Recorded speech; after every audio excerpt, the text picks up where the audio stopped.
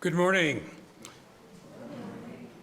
In the past couple weeks, after nearly 50 years, that breathtaking distant view of that turning blue ball that we call Earth has once again been seen by human eyes as the crew of the Artemis II mission headed out on its mission to deep space to the other side of the moon.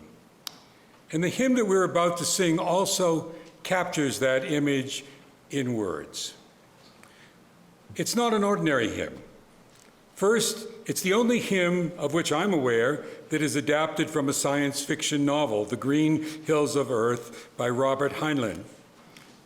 Also, in its original form, it was not intended as a freestanding hymn, but as a movement for Missa Gaia by Paul Winter. The text was shaped and the music written by Kim Oler. And in the novel, it's a text about a blind man on the shuttle to Venus yearning for one more landing on the planet of his birth.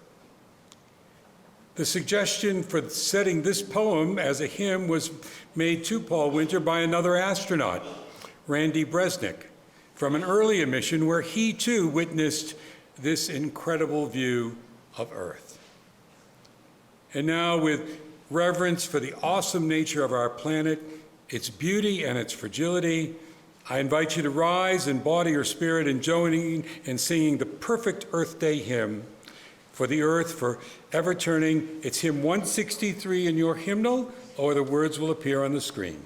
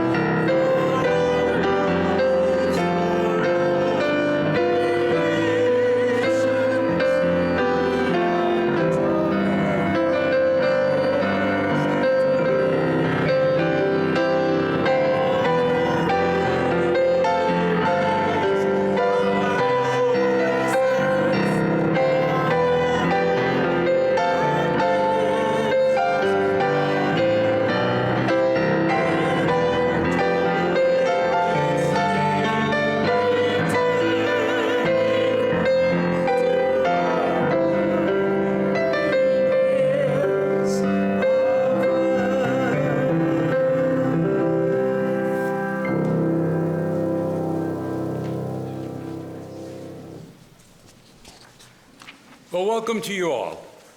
As most of you know, I'm the Reverend Tom Rossiello, minister of this fellowship, and it's wonderful to be together again. As on this Earth Day, we recognize the care that we owe to our planet and to each other.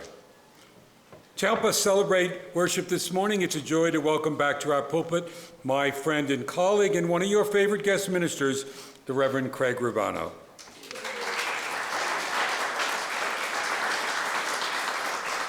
You may remember that Craig has an undergraduate degree from Yale, graduate degree from Columbia University and Princeton Theological Seminary, where he earned his Ph.D. He serves the Unitarian Universalist congregation of Monmouth County in Lincroft, New Jersey, and he comes here not just on his own behalf, but as a representative of a congregation that has connected with us and been generous in supporting our social justice foundation, in particular two NGOs, Libros para Todos and Caminos de Agua. It's wonderful to have them as a partner congregation in the U.S. working with us for social justice here in Mexico. So welcome back, Craig, and if you would, please share some chalice lighting words as I light our chalice. Well, good morning. Great to be back with you, as always. In celebration of this week's commemoration of Earth Day, our chalice lighting words come to us from the Director of Lifespan Religious Exploration at the UU Community Church in Glen Allen, Virginia, Adina Danuf, with a Spanish translation by the Reverend Tanya Marquez, UUA staff for the Pacific Western region. We light this chalice for the earth, of which we all are part.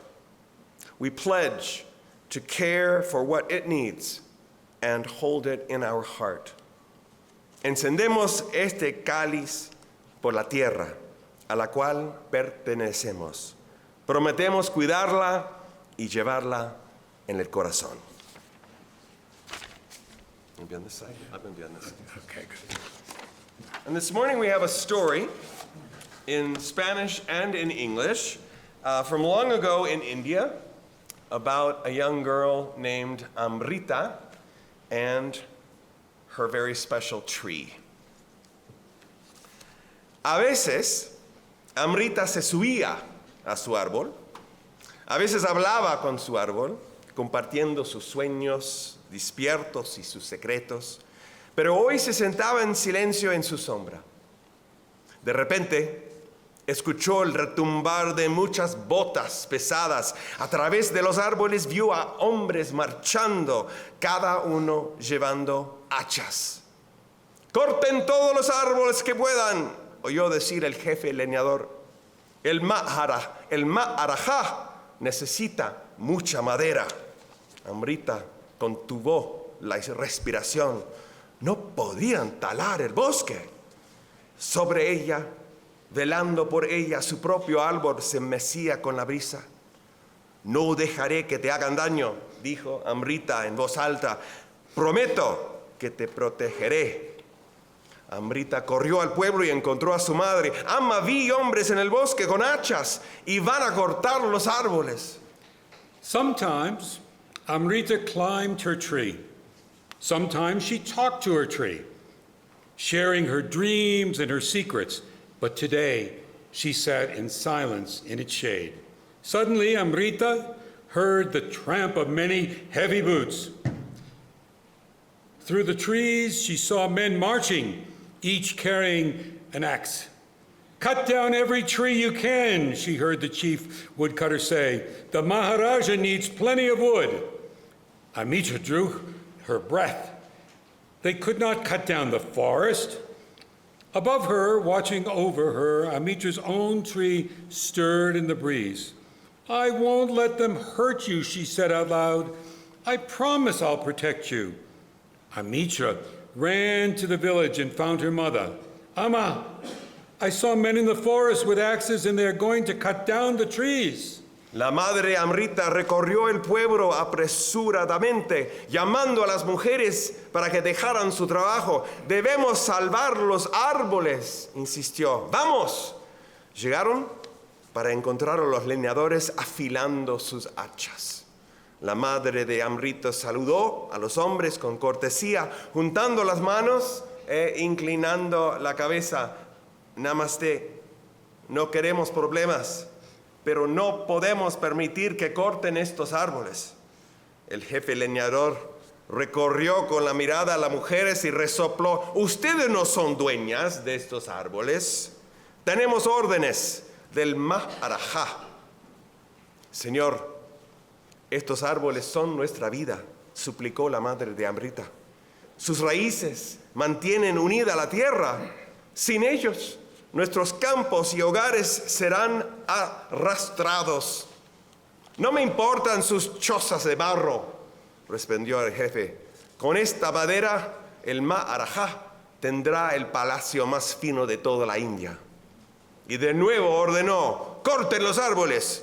Un leñador corpulento se acercó a un árbol antiguo. Con un rápido movimiento, su hoja de hierro se hundió profundamente en la corteza.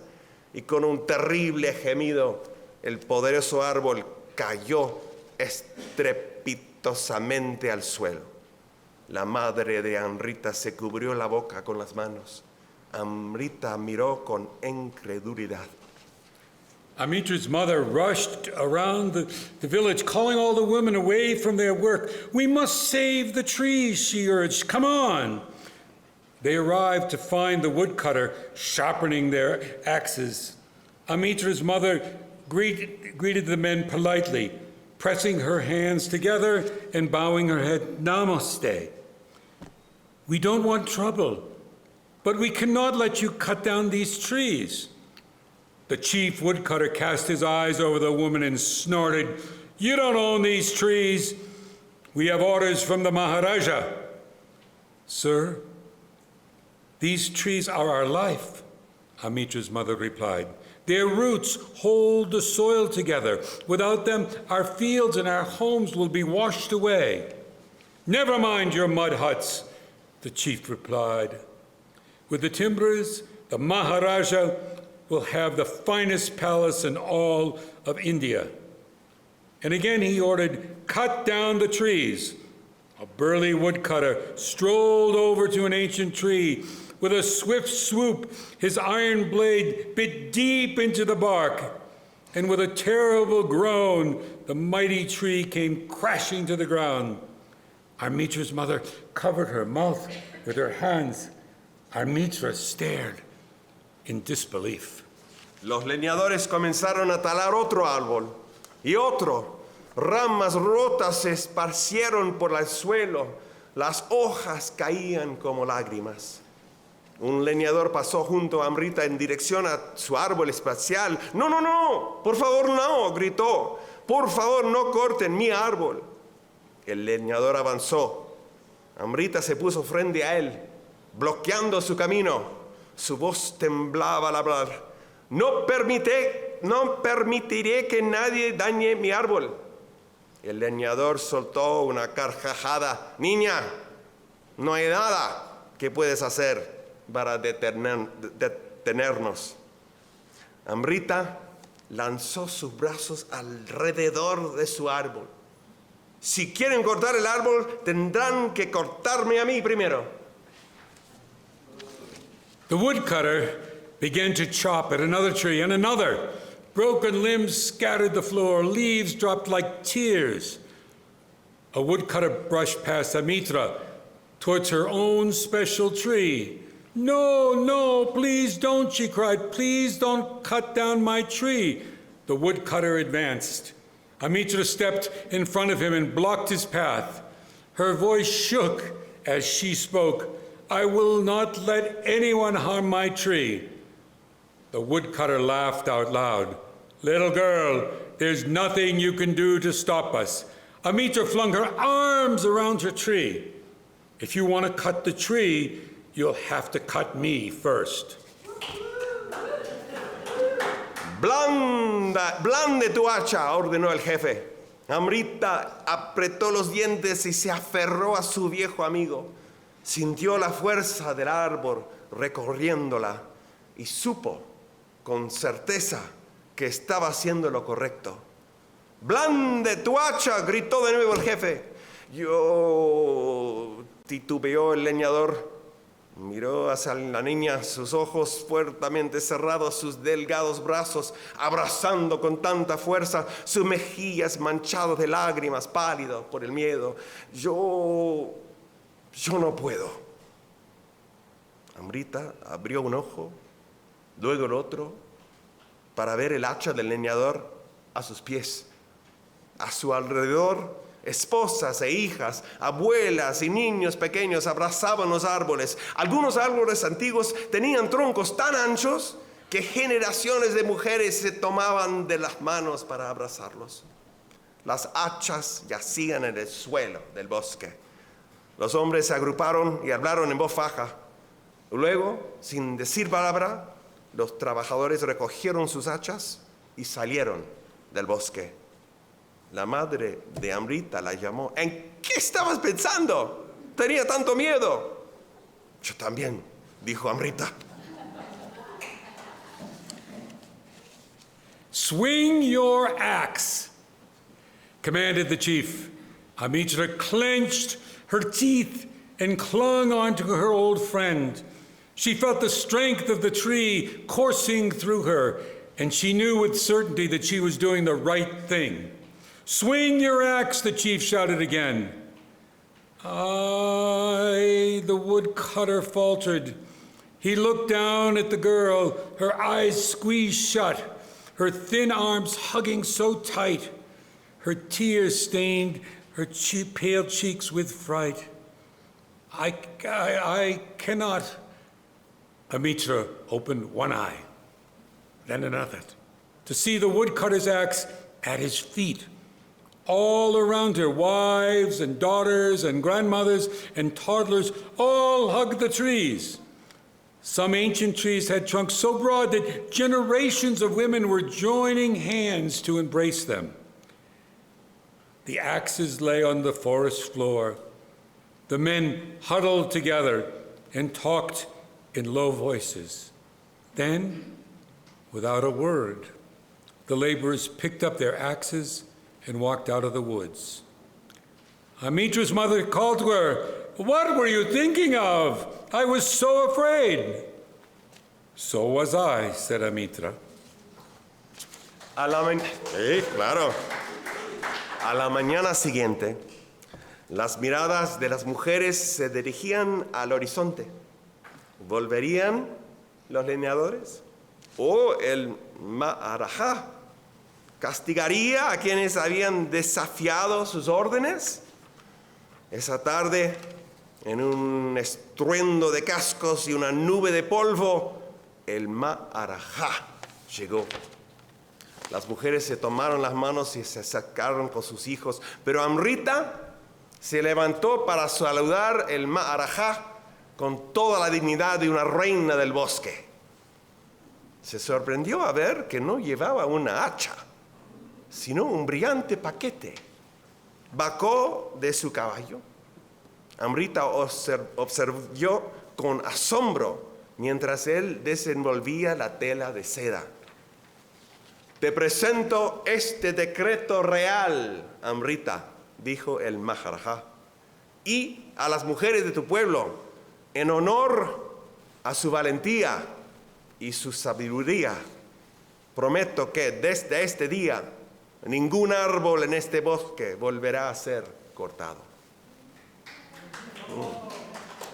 Cientos de años después, las canciones populares de la gente que abrazó los árboles aún resuenan en los pueblos de la India. El valor de Amrita ha inspirado a personas de toda la tierra a unirse para proteger los bosques. Miles de árboles han sido salvados y 1 millón más plantados. Y en un bosque sagrado, el árbol de Amrita aún crece. The next morning, the women's eyes strayed to the horizon. Would the woodcutters return? Or the Maharaja? Would he punish those who defied his orders? That afternoon, in a thunder of hoofs and cloud of dust, the Maharaja arrived. The women joined hands and pulled their children close, but Amrita rose to greet the Maharaja with all the dignity of a forest queen. She was surprised to see that he carried not an axe, but a bright bundle.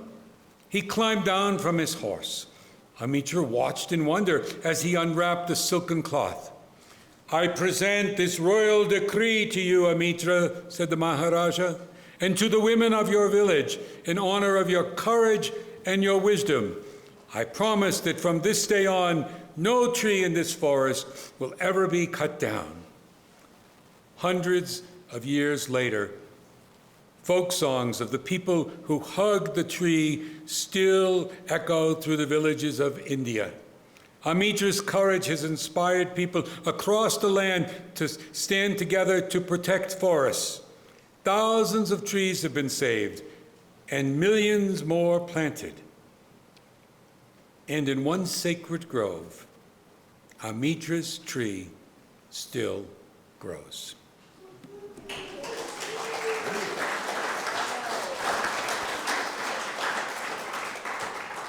And now I think Michelle and Vanessa said they would help me light the lantern, and I invite you all to join in singing our children off to their class.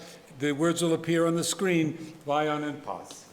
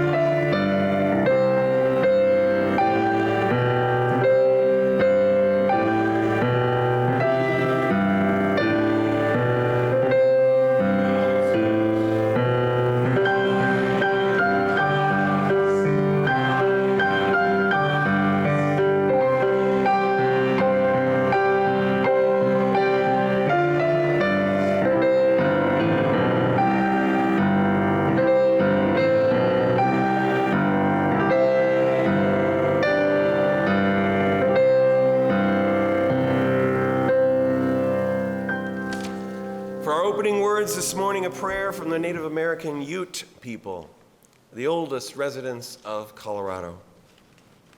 Earth, teach me quiet as the grasses are still with new light. Earth, teach me suffering as old stones suffer with memory. Earth, teach me humility as blossoms are humble with beginning. Earth, teach me caring as mothers nurture their young. Earth, teach me courage as the tree that stands alone. Earth, teach me limitation as the ant that crawls on the ground. Earth, teach me freedom as the eagle that soars in the sky. Earth, teach me acceptance as the leaves that die each fall. Earth, teach me renewal as the seed that rises in the spring. Earth, teach me to forget myself as melted snow forgets its life. Earth, teach me to remember kindness as dry fields weep with rain.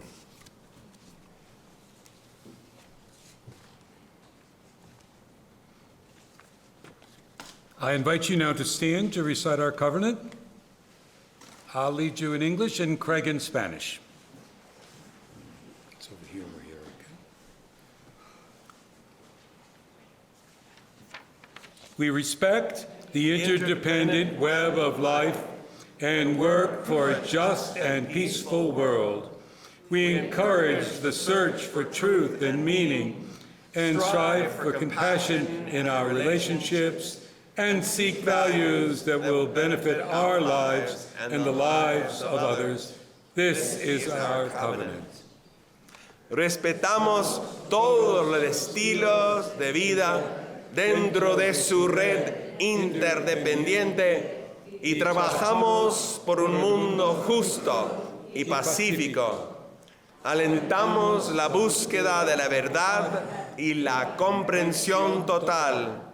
Nos esforzamos para mantener compasión en nuestras relaciones y buscamos valores que beneficien nuestras vidas y las vidas de los demás. Este es nuestro convenio. Please be seated.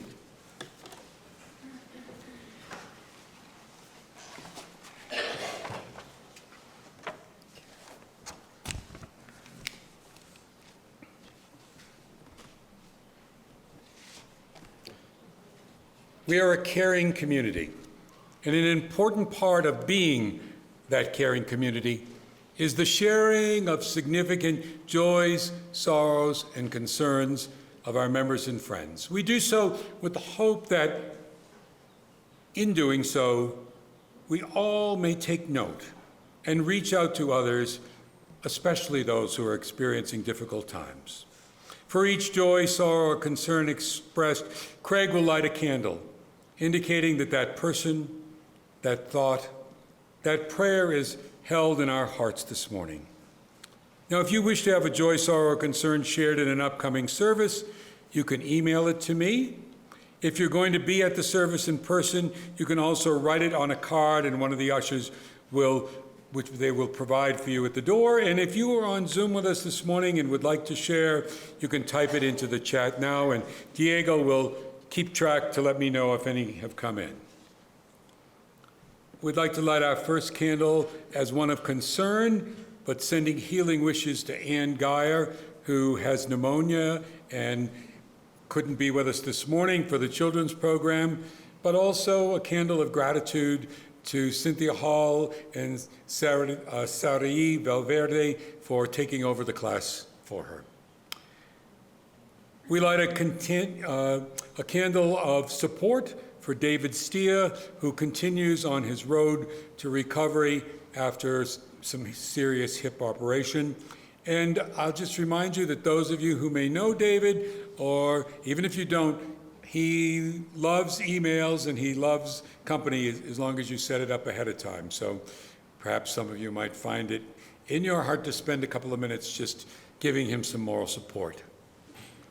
We'd like to light a candle for Joyce Gurnis's husband, Mike, who had surgery this week and is recovering very successfully. A candle for Rosalie Gifford, who this week entered Sophie's care and is making the adjustment there well. As many of you know, Diego's girlfriend, Nayeli, took a bad fall and broke her arm and had to have surgery, and she too is recovering well. So a candle sending recovery wishes to her.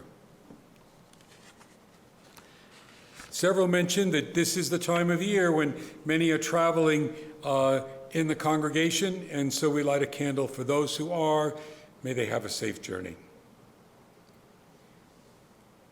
Judith Genya lights our next candle. She writes, "My best friend of 67 years, Jamili Moore, is now in home hospice care on her way to transition. She has had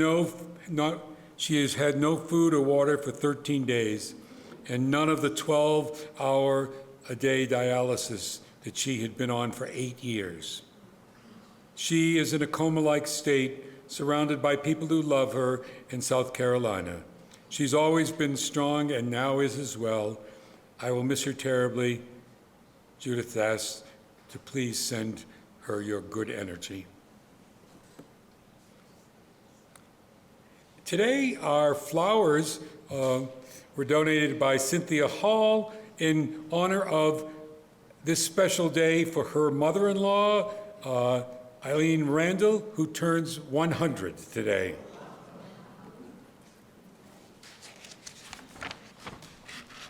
Diego, do we have any on Zoom? Yes, okay, let me see. Hold on.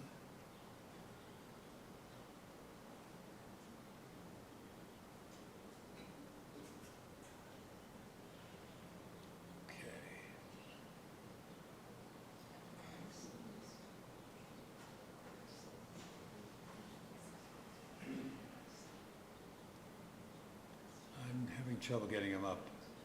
Okay.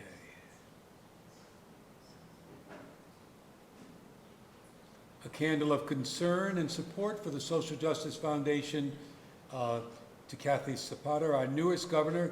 Kathy has just arrived in San Diego for some pain-relieving back surgery, and we wish her the perfect recovery. Happy birthday to Kirsten on the 24th.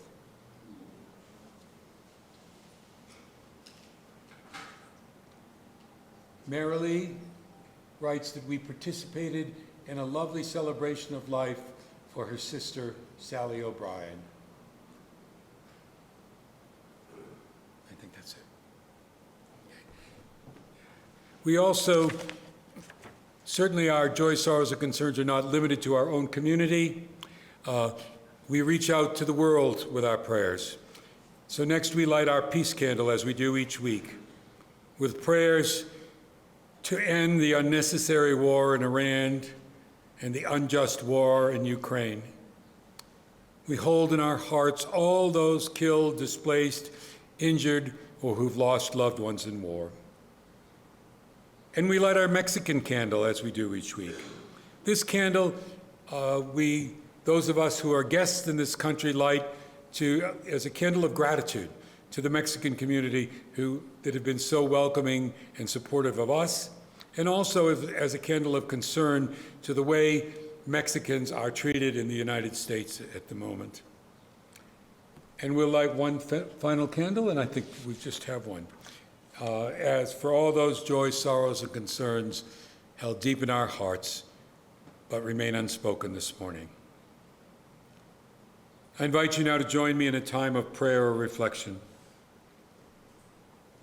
Spirit of community, in which we share and find strength and common purpose, we turn our minds and hearts to one another, seeking to bring into our circle all who need our love and support, those who are ill in body or spirit, those who are lonely, those who have been wronged.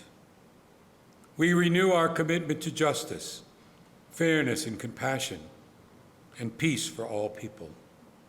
We acknowledge that we are part of the web of life that makes us one with all humanity, indeed one with all the universe.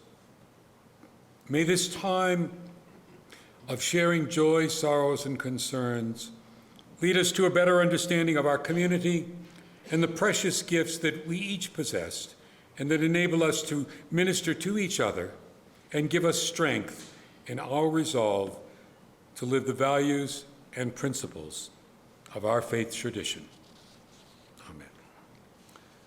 I now invite those who wish to come forward and light a candle in silence, giving witness to whatever thought, prayer, or concern you're holding in your heart this morning.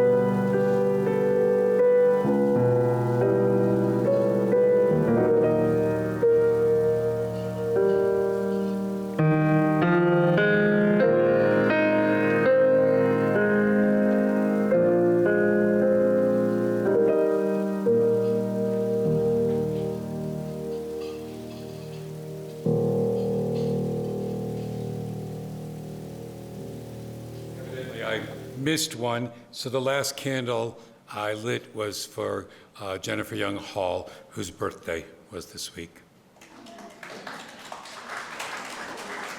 Happy birthday. Thanks.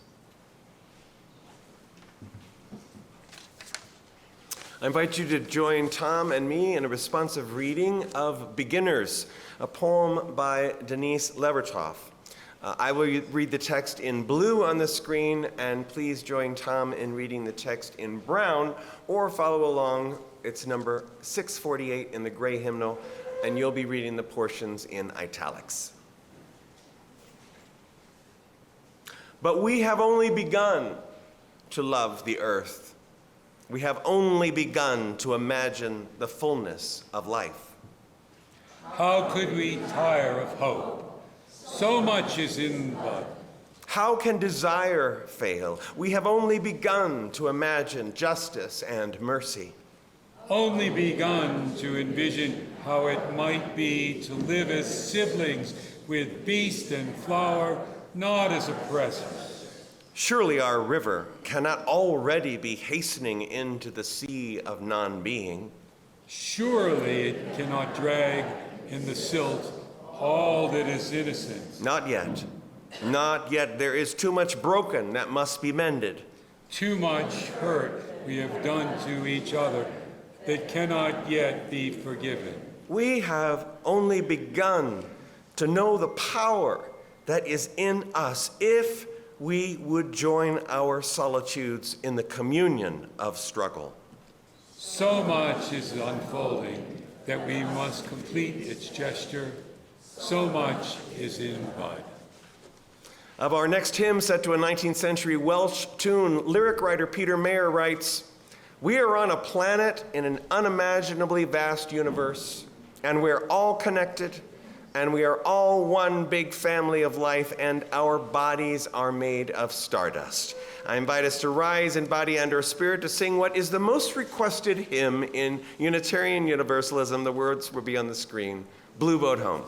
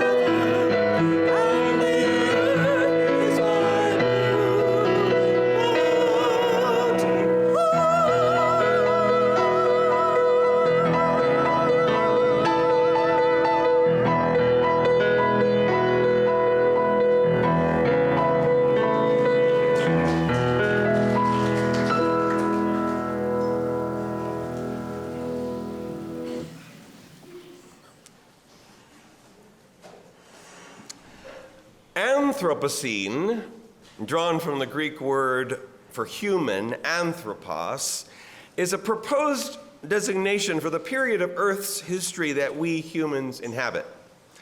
Although opinions on when the period began vary, from the advent of agriculture to the atomic bomb dropping, a declared Anthropocene geologic epoch would testify to the observed human influence and indeed increasing dominance of climatic, biophysical, and evolutionary processes occurring at a planetary scale. In an influential article written in 2015, geoscientist and professor of sustainability emeritus from the University of Sydney, Australia, Glenn Albrecht, presents a summation of the Anthropocene with implied questions for us all. He writes, "We now have a very sophisticated understanding of how the natural world works, and as it was here and functioning long before humans evolved as Homo sapiens, or wise humans, it is we who must fit in with its process and functioning. We understand many of the conditions for life, but deliberately destroy them by toxic overload.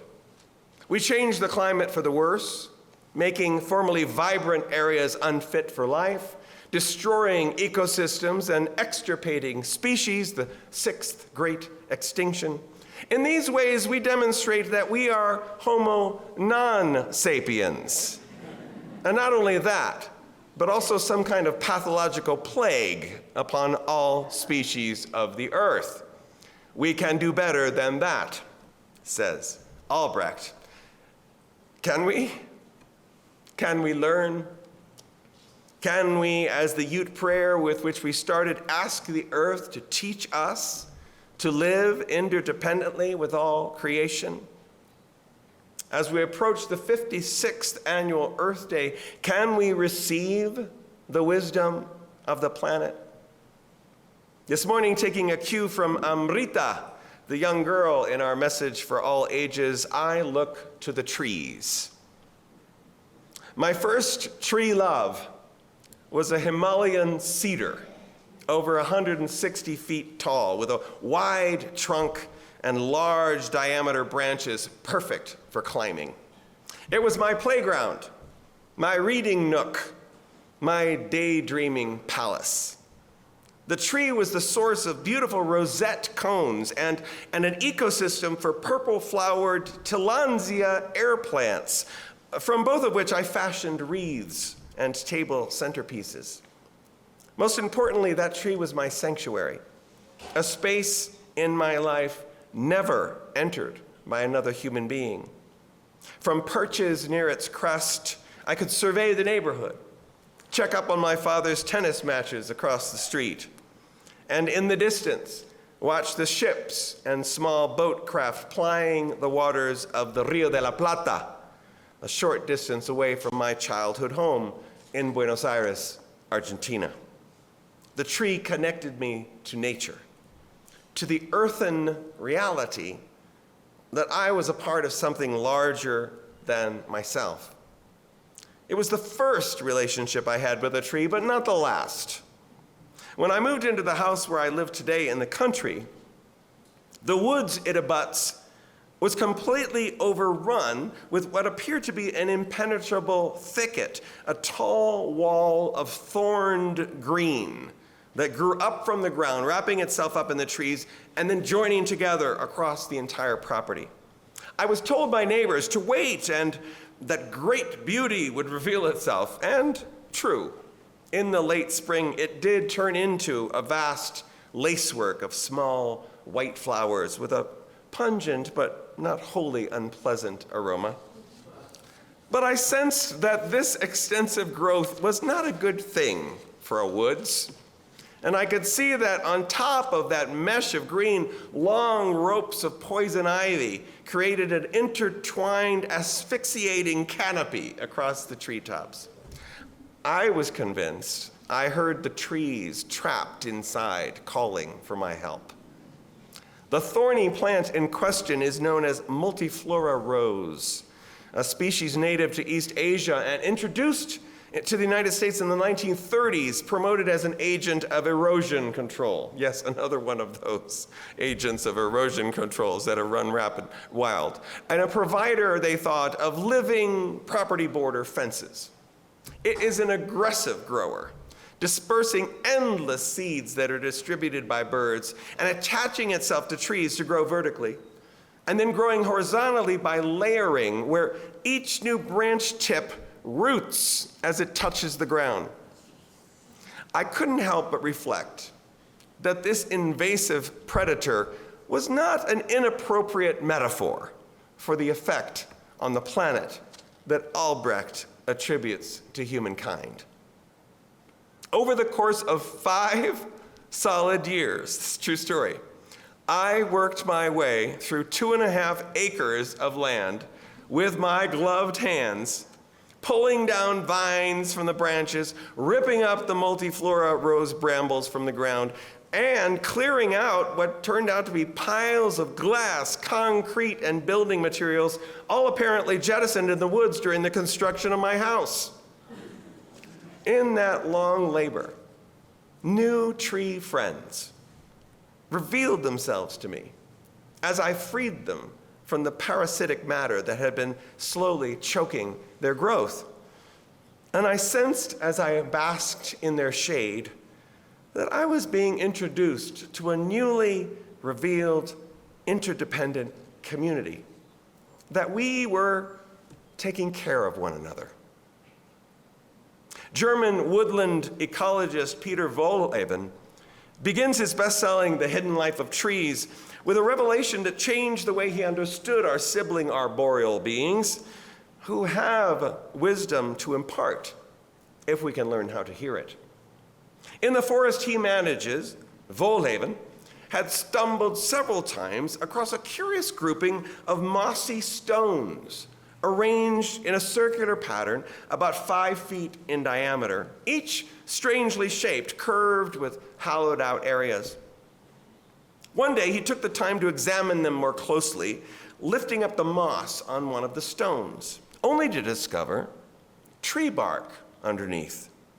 But the surface was hard like stone, not soft like decayed wood in a forest would be. He tried lifting the wood and was surprised to find that it was attached to the ground. And taking out a small knife, scraping away at the bark, he discovered green. The stones were alive. They were the remaining edges of what had been a 5-foot in diameter tree. That, based on the degree of absence of its trunk, Wohlleben estimated had been felled 400 years before. The discovery changed his life and changed all of our understanding of the behavior of trees. For the only way that these bits of tree stump could have stayed alive without any leaves to photosynthesize was if the trees surrounding it had been keeping it alive, feeding it sugar and nutrients through an interconnected network of their roots. Wohlleben had discovered what has been known as the wood wide web, a vast system of soil fungi that allows for underground sharing among the trees of a forest, roots to branches, nutrients, first aid, weather forecasts, anti-predator chemicals, toxin filtration, electrical impulses, even sound waves, information and substances that nurture, protect, warn, cultivate, and feed. The fungi, whose naked to the eye filaments are like fiber optic cable connecting the tree's underland, receive payment for the use of their networks in the form of food sent down from the leaves of the woodland canopy, branches to roots. 1 teaspoon of forest soil can contain dozens of miles of this filigree of communication, a mind-boggling illustration of the capital I in our Unitarian Universalist jet pig set of values we hold so dear, the interdependent web of existence. Can humans go from being an invasive species, co-opting intertwined systems for their own short-term profit, to becoming more like a woods, taking care of one another? Have we already forgotten the lessons forced on us in 2020? Do you remember what happened in those first months of the pandemic, when the Himalayas were a visible skyline in India for the first time in 30 years? When seaweed and fish were visible through the water at the bottom of Venetian canals? When animals returned to their habitats, the bear population in Yosemite alone visually quadrupling? When skies and beaches and oceans dazzled like never before filmed? Humans demonstrated in a mere weeks a global ability to change lifestyles and consumption when sufficiently motivated. An ability that could be harnessed to the already well underway planetary climate crisis. That is, if barriers can be erected to disallow the corporations and people who profit from asymmetric justice from slowing down the transformational progress that would be needed. Did we not learn the lesson that human destruction of biodiverse habitats creates the conditions for lethal viruses and diseases to infect human and other living communities? Will we ever heed the wake-up call that our well-being is inextricably tied to the health of the planet, that human history and natural history can no longer be separated? Will we live up to our granted self-imposed moniker of Homo sapiens, wise creatures?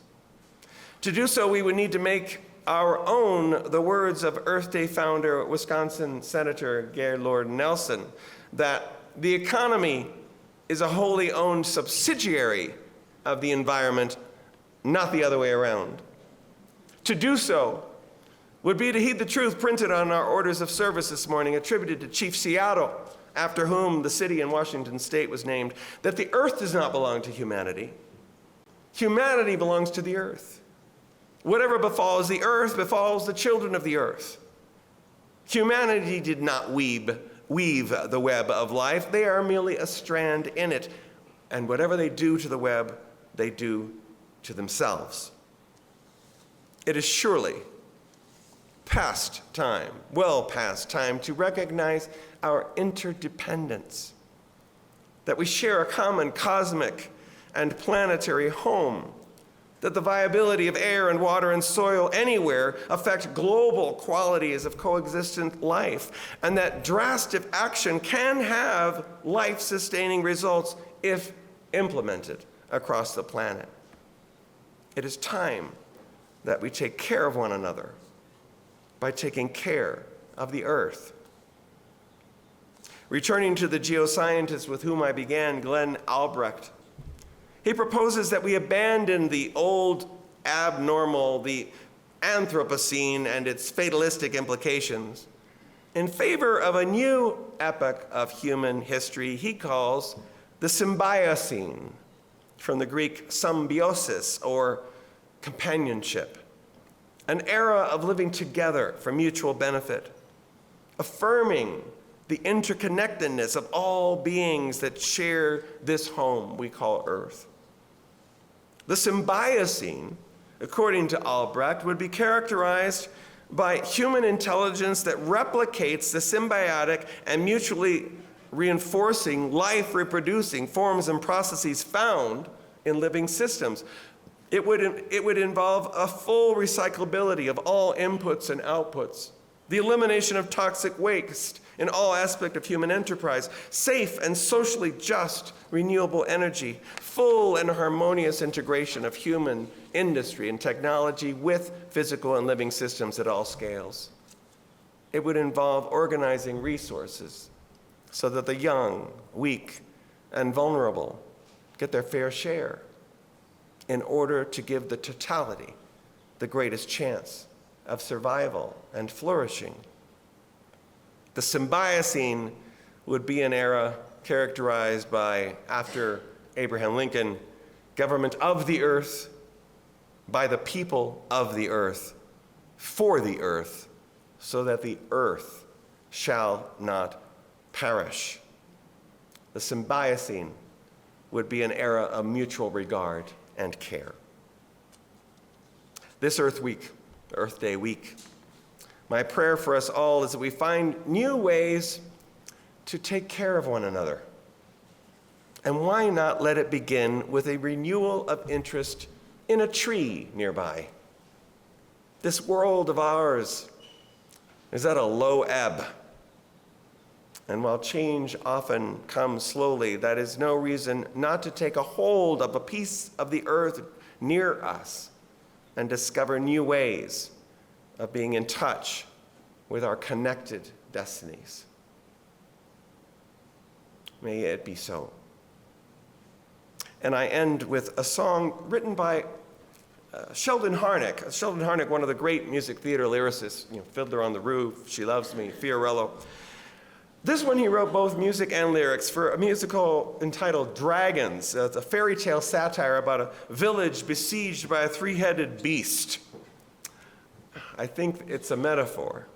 Harnick, in times of political oppression or indeed in times of climate crisis, the author urges us not to forget to take care of one another. Malcolm.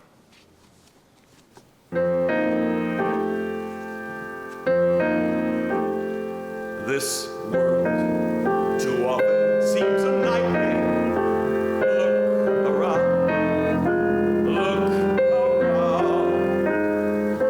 a world where we shrink from every shadow and we jump at every sudden sound. This world too often seems a nightmare.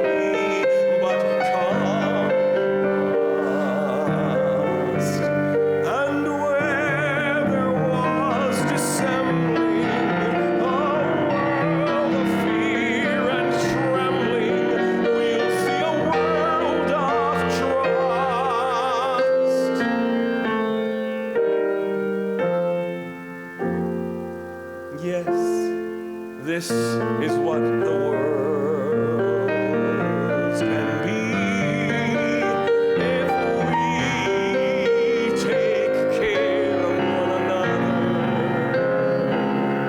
the stranger too. Take care of one another, and if we do, this world of daily this heartless place will change before we know it. And what was bleak and alien will wear a human face.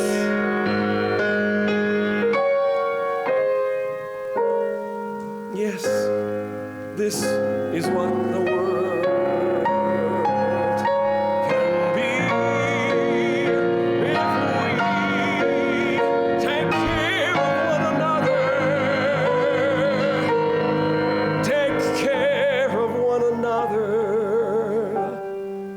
It's the only way. It's the only way.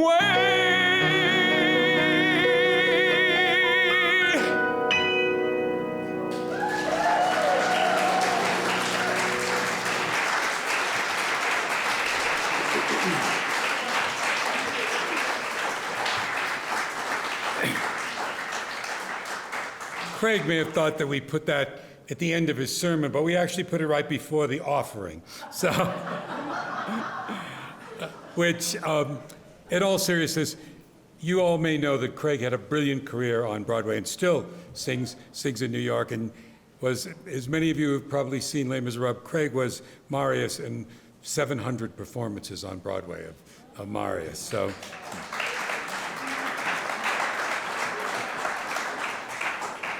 one of our colleagues, Craig and mine, retired colleagues, the Reverend Tom Owen Toll, who some of you may remember preached here a few years ago, said this once, and it stuck with me.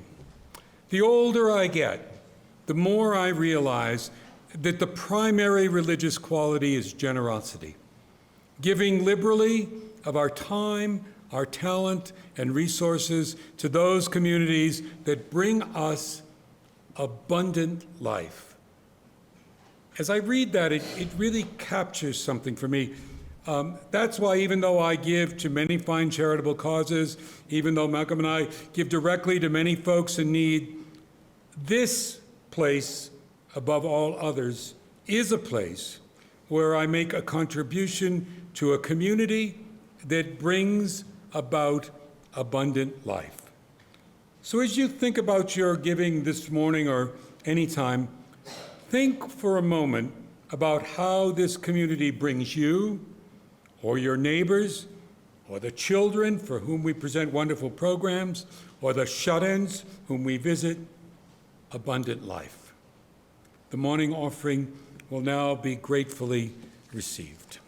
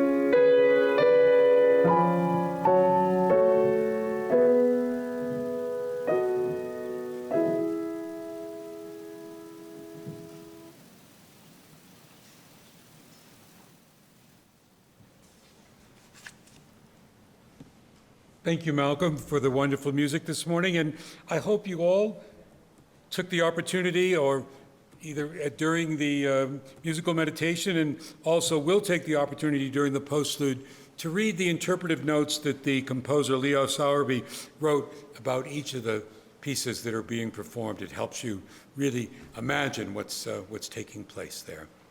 Thank you, Craig, for your wonderful music and, of course, your very inspiring message.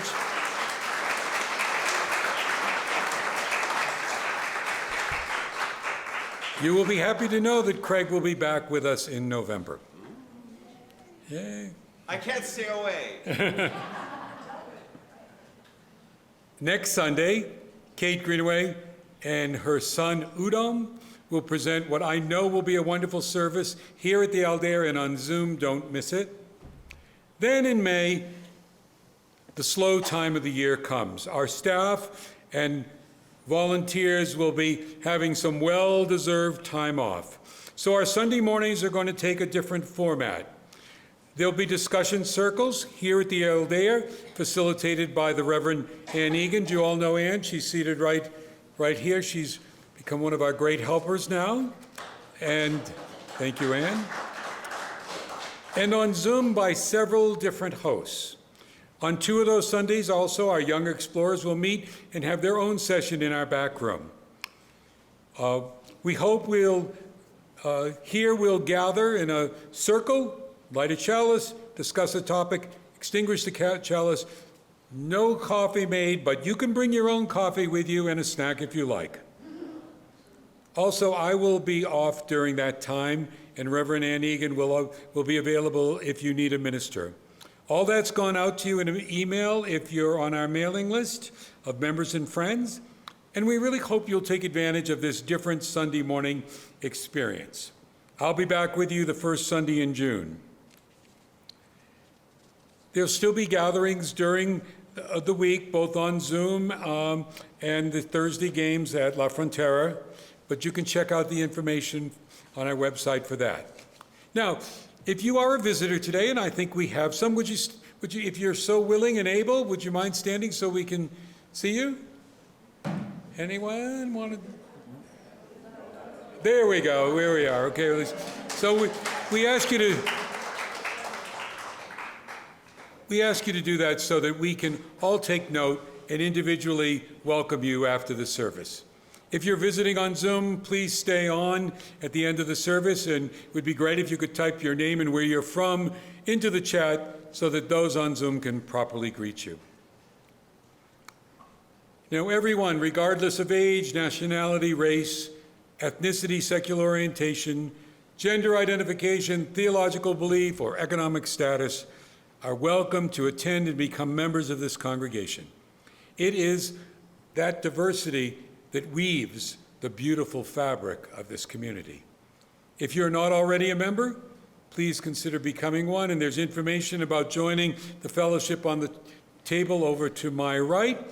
There's also information about our Social Justice Foundation and many other things on that table, and also much of that same information is on the web if you're with us on Zoom. After the postlude, please join Craig and me in the area over to the right for coffee and cookies. And as we do each week, we end our service with a benediction, good words to take with you for the week ahead. And Craig, would you offer us your benediction? As our closing words of benediction, I offer inspirational words from Mary Oliver in her poem, The Swan. Did you too see it drifting all night on the black river? Did you see it in the morning rising into the silvery air, an armful of white blossoms, a perfect commotion of silk and linen as it leaned into the bondage of its wings?